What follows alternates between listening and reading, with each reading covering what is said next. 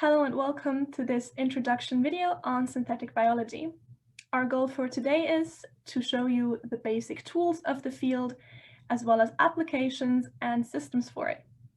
We're doing this in the name of the iGEM competition. We're a team from Zurich, and it's really important to us to introduce students to the field of synthetic biology and engage them for the fascination of creating biological systems from scratch. So let's get started, shall we? What we're going to cover today is an introduction to synthetic biology.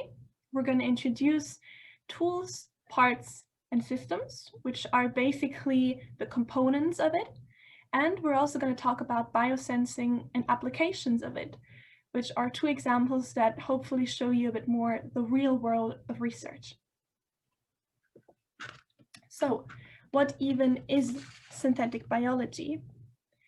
Let's get started with that. Synthetic biology is the creation of a biological system that is not naturally occurring, hence the synthetic. Its goal is to have a system with novel properties and functions, and to construct these biological modules and systems, or modify pre-existing ones. Here is the picture of our team. As I mentioned, we are a students team in iGEM, committing to research in the field of synthetic biology. First and foremost, let's talk about the workflow. This is basically the vague procedure that you would go through in your attempt of contributing to synthetic biology. Usually when you do something, you have a motivation for it. And in this case, it's creating a desired function. I'm going to name two examples. One would be a bacteria that secretes a certain drug for the treatment of a disease, or putting a new receptor into a plant so that it can better fight pathogens. You want to find or create these proteins with a desired function, the target function. Underlying of the amino acid sequence is the genetic code, so the DNA sequence, which you can interpret as the work manual. Once you have that identified, you've got your first burden already over, then it's about designing. So designing an in silico system. I quickly want to mention there's more or less three ways in which you can design the system: in vitro, in vivo, and in silico. In vitro means in the glass. It basically means you're doing it in a petri dish or in a laboratory environment. In vivo is in the living organism or cell cluster. And in silico means, if you know the Silicon Valley, you might have guessed, in silico means in the computer, basically on a software. So we've got the modeling done. Why do we need that? The thing is that while I said we just have a protein and a function and that's it, in reality it gets far more complex. And usually it's not just one protein, but several of them that interact with each other and also with pathways, so signaling cascades. To better simulate how our novel system would act once we introduce a new protein or a new function, we do the modeling. After we're doing that, basically we can start building the system, which is the fun part. So what we're doing is we're introducing information, our GOI, which stands for gene of interest, and for introducing it into the target organism. I will lose a few words about that later as well. As soon as we have that built together, you're probably going to have to redo some of the steps. So it's testing, measuring, and repeating. In general, you do this until A, your function that you were desiring is present, and B, it fits your quality standards. So the system might have to be robust, or it might have to be really with a high output. So depending on what your goal is, you're going to have to adjust the parameters a bit. So let's move on to the toolbox. This is basically the things you'll be using for your engineering. Mind you, this list will not be covering everything, and it also does not really go in depth. If you're interested or excited about it, you'll find a large amount of resources online or hopefully in a course. So, talking about functions of proteins a lot, aren't we? To identify these and to sequence these can be tricky. It's not always as straightforward as I mentioned. Luckily, you're not alone in this world of science, and there's massive online databases where you will find not only the protein, its amino sequence, as well as its underlying genetic sequence. You'll also possibly find its interaction with other proteins or find characterizations, how it's been already used and introduced. That is basically like retrieving a book from the library for a certain recipe that you want to make. Another option, I will not be going in depth about it, is knockout. The name is program with this one. What you basically do is you manipulate a system and make certain parts of it not functional. You basically knock them out. And you see which knockouts result in the absence of the function. I mentioned designing and in silico already. That includes modeling for the most part, which can be mathematically, it can be biochemically. More or less, you're just simulating a biological environment. Another tool is vectors. And like in math, you have a starting point, you have a certain length, and you have a sense of direction. Our direction is into our host organism. So we're going to use plasmids and phages, which basically are a carrier of genetic information, to introduce our building instruction into the organism. CRISPR-Cas9 is a huge name in biology and a revolutionary technique. Once again, I'm not going to go in depth, but you can imagine it as if instead of just handing you a manual to make you build something, I go into the very core of a cell's genetic information, take out a part and copy paste what I actually want in there. So it's just a more straightforward integration of my information. So this is what a plasmid looks like. Don't worry, sometimes even I don't know what this is, but there's two important takeaways here. On the left side, apart from a lot of other things, you see tons of A, C, G, and T. That is just the genetic information that is contained on this plasmid, so on the circular information carrier. And on the right side, you see these colored, blocks, which basically are subparts of the circular molecule. I mentioned before, our destination is the host or the model organism, which means the cells that are synthetically changed by us. Beep, boop. So now that you've all heard a bit about the general tools and synthetic biology overall, I really want to go more in depth on the individual components that we actually build our systems out of, to show you that though we are making complex system, we're actually doing it based on a really simple part system that anyone can start to understand and get creative with, thinking about how to create systems. And that's really what I encourage you to do today, not to necessarily understand all the exact molecular mechanisms, but instead really focus on trying to be creative and thinking, what could I do with this part? What could I create? Now, I've mentioned parts a few times, and I think it's important to elaborate what exactly that means, because it is a fixed term in synthetic biology. As you can see here, synthetic biology is often compared to computer science and computers. And just like with computers, there's many layers to it. At the very top, we have systems, whole computers, whole cells, entire functional units. The further down we go, the simpler everything gets, the more we break it down. At the very bottom of computers, we have the physical components, the transistors, the parts.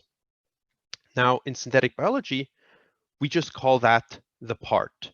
A part, strictly speaking, is a single protein that does something for us in our system. Sometimes it gets a bit complicated because, strictly speaking, the part is the protein, but the DNA that codes for the part is also sometimes referred to as the part. But for now, we will just leave that out. Before we get into the actual parts, the building blocks, I just need to do a quick refresher on what an operon is and how it works. An operon basically describes one unit of DNA, one gene. It starts with a promoter, which decides how often and when this gene is read. That is the starting line. It consists of the RNA coding region in between, which is the region that codes for the protein. This is also where we will usually insert our part.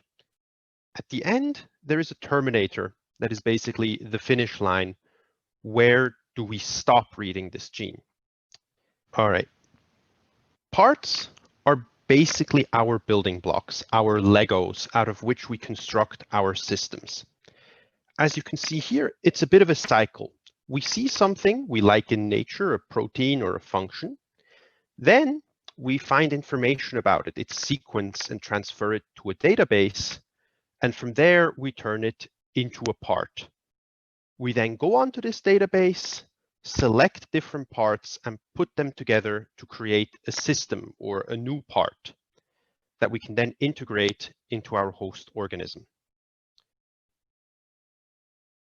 Now, one last thing before we actually go into parts are promoters. Strictly speaking, they are not parts, but they are essential for the function of our parts because they decide when and how much our parts are expressed. Now, there's two kinds of promoters, ones that are always active, so-called constitutive promoters, that we use if we want our system to just always function. These can still be regulated with the amount the gene is expressed, but this can only be done in silico before insertion. Once it is in the host organism, the amount is fixed with the promoter. On the other hand, we have inducible and repressible promoters that together with a regulatory protein can be turned on or off or made to go faster or slower. These regulatory proteins can also take inputs from the outside and be activated by signal molecules such as, for example, sugar, which is used in one of the famous systems, the LAC system, to induce or repress the function. Now, one example that I think is really cool is optogenetic induction.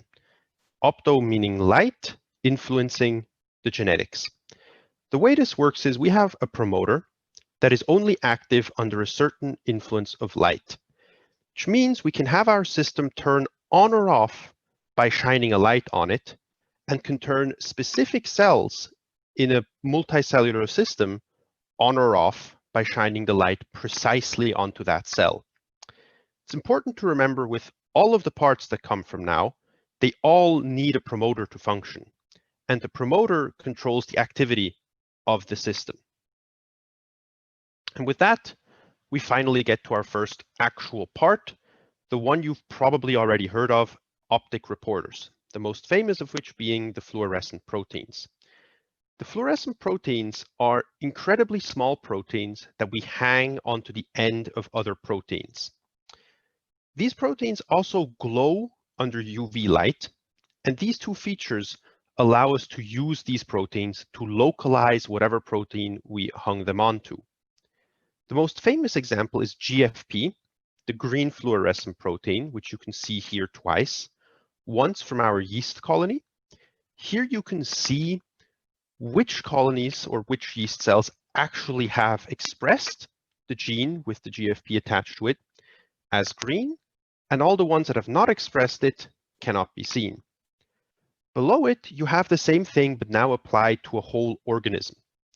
It's important, every single cell in these mice has the GFP gene, but only those cells that also express the gene the GFP is attached to glow green, which gives us these specific spots where we can tell this protein must be related to something cartilage in this example. It allows us to localize where the protein is working. There is not just green though, and at this point we can synthetically create just about any imaginable color. And this was used here in the Brainbow project to highlight every single neuron in the hippocampus of a mouse a different color. This gives us a visual clue as to how neurons connect and is an example of how we can use these optic reporters to really identify things that normally could not be seen. Now, optic reporters cannot just be used for single proteins. We've actually also developed a way to use them to detect interactions between proteins. We do this by splitting our reporter protein in half and attaching it to two separate proteins. Then it'll only function if the two separate proteins, which each have a half of our GFP, for example, come together. You can see it here. We have these two antibodies in this case that each have half a luciferase attached. And only when these two antibodies come together, so does the luciferase and starts glowing. Now, our second type of simple part I would like to show you are receptors. Receptors are incredibly important in biology. They recognize signal molecules, and they're often used to signal the cell about the environment it is in. This can be used in synthetic biology, for example, for cell-cell communication if you want to have systems that consist of multiple cells. They are also very often used together with their function in the immune system. Very often, we want to confer resistance to something, to a pathogen, to our synthetic systems. One big example is the agriculture industry, which likes to confer pathogen resistance to different crops to make them more resistant to all kinds of diseases and pathogens. But we are even trying to use it in our human medicine. Here you can see an example of CAR T-cell therapy. The idea is relatively simple. We take T cells, immune system fighter cells, from a person who is sick with cancer, and we then synthetically add a receptor that is perfect to detect this cancer. We now return the T cells after multiplying them a bit to the patient, and now he has T cells that are more adapted to fight the cancer. Now, I showed you two super simple parts that consist of one component.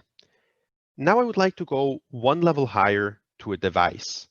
A device is basically multiple parts interacting with each other to fulfill a function.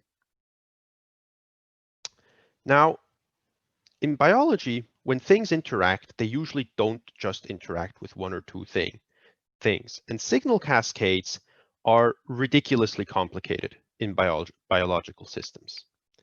This is not something we want to have in synthetic biology. As mentioned before, in synthetic biology, we try to keep everything as simple as possible to avoid interactions between things we don't want to interact with. So we will often break down circuits or even take circuits that are not existent in our host organism to avoid the circuit interacting with any of its natural circuits. Now, before we go on with devices, you quickly need to understand what these arrows mean. The regular arrow, as you can see here on this red protein, means it activates something. In this case, it activates itself. Whereas the arrow with the line on the end means it inhibits something else.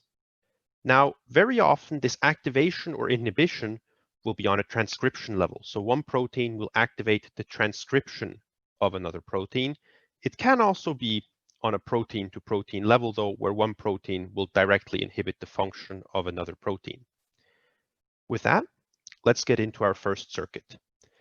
Now, one of the things we want to do in synthetic biology, and why it is so often compared to computational systems, is because we can do switches and computing. Now, first, I would like to introduce you to the simplest, just the flip switch.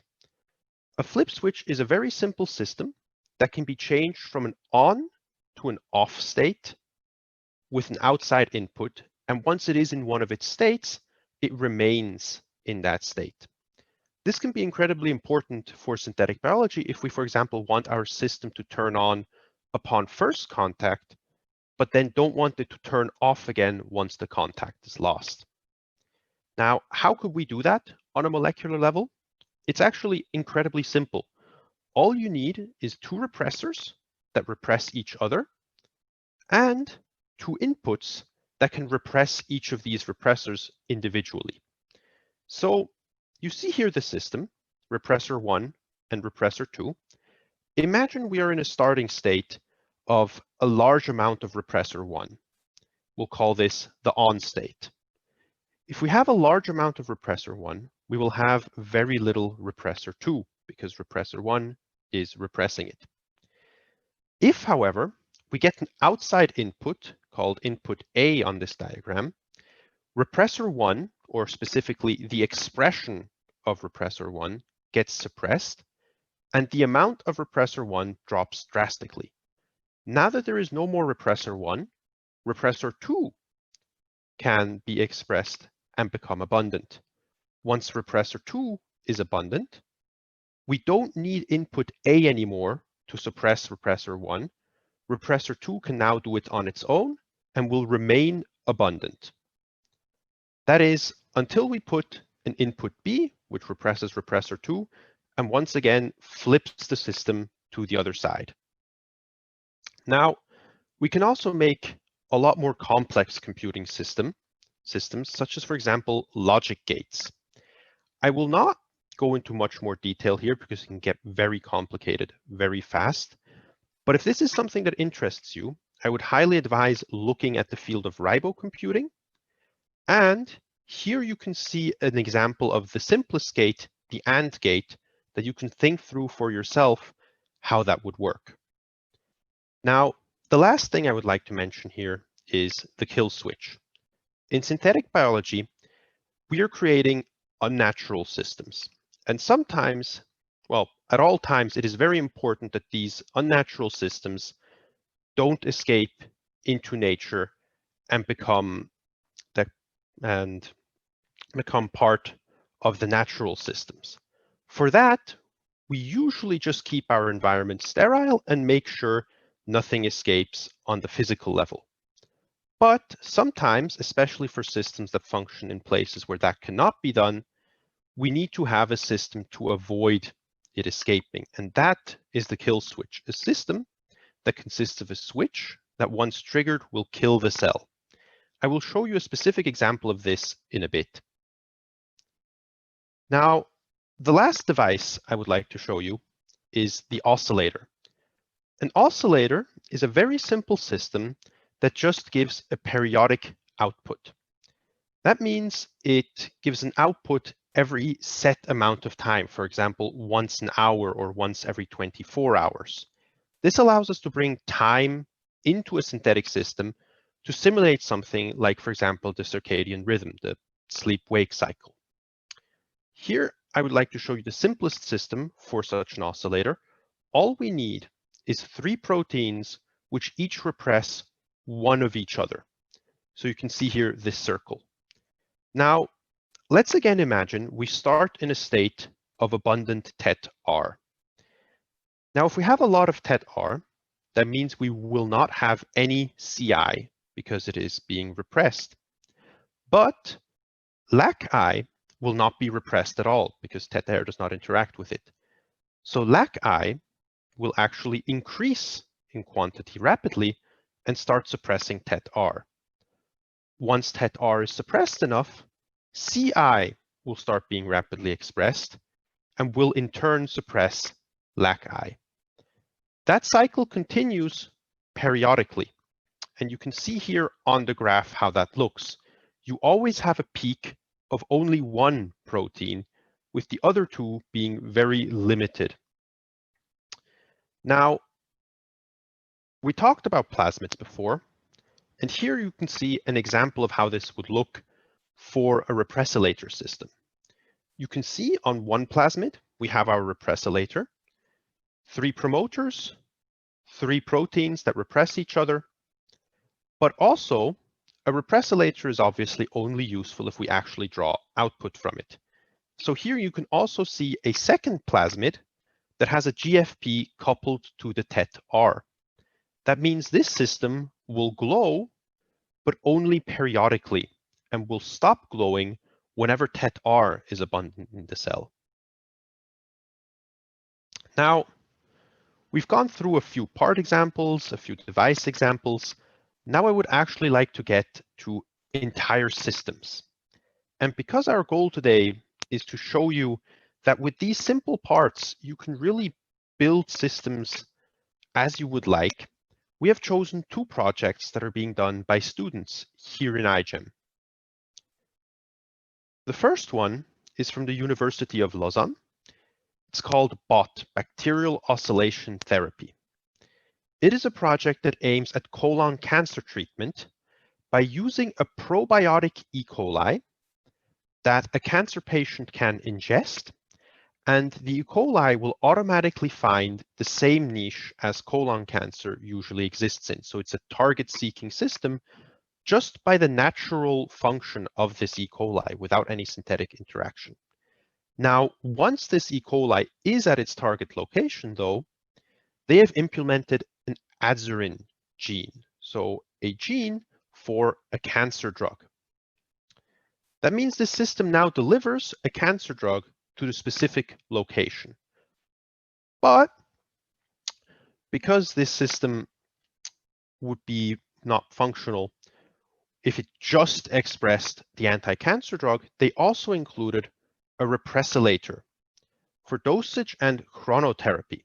Chronotherapy is the novel idea of this system that the drug is only given at very specific times during the circadian rhythm to maximize its efficiency. Additionally, I mentioned before that some systems cannot be contained from escaping into the environment. This, for example, would be one of those, and you can imagine disastrous side effects if this cancer drug producing bacteria were to escape into the environment or any other part of a person's body. So for that, they introduced a kill switch. I will not go into detail, but it consists of a toxin and an antitoxin that need to be in balance for the cell to be able to survive. And that balance is only achieved if A, the temperature is high enough, such as within a human, but the phosphate level is at exactly the level as it exists in the colon, which prevents it from escaping into anywhere else in the body. Now, the second project I would like to present is our own project, plant immunity-based biosensing. What we are doing is we have taken plant pathogen recognition receptors, which are part of a plant's immune system and detect pathogens on the cell surface. We have taken these receptors and we have decided to use them to detect bacteria in water. Now, these receptors sit on the membrane and send signals all the way down to transcription through an incredibly complex pathway. These receptors usually consist of two receptors, a main receptor and a co-receptor that only fit together in the presence of the bacteria they are supposed to detect. You can see it here with EFR and BUC1 being the receptors and the ELF18 being part of a bacterial protein. And only when that protein is present do these two receptors dimerize. Now, we have attached a system to these two receptors to create a warning signal in the presence of contamination. But instead of explaining to you how we built our system, I would like you to take a moment to think about it yourself. Some questions you might have thought about when creating a plasmid are which materials are at your disposal, what your result is, how you can test your system. Maybe if you have a certain host organism, you have to be aware of its environment, etc. So these are all just questions that a scientist will have to occupy themselves with. Now, basically, you put these system components, in our case, on a plasmid. And I just want to shortly repeat key components of a plasmid. We have a promoter, which starts the whole show, a signaling peptide, which is, you can imagine it like a passport, because it tells the cell where the following protein needs to go. A target protein, in our case, a receptor, Fluorescence marker you see on the plasmid to the right as well, which is for visual interpretation. A terminator, because we also want to stop this at some point. And important but not mentioned here greatly, selection markers. That just basically is for quality control. You can extend these systems until you have huge and complex systems. But I hope that this overview now gave you a little bit of an introduction to it. I hope that you are excited about the field, and for any questions, please feel free to use the comment section and we'll try to get you your answers. Thank you so much for listening to this presentation, and we hope to see you back again on the iGEM User channel.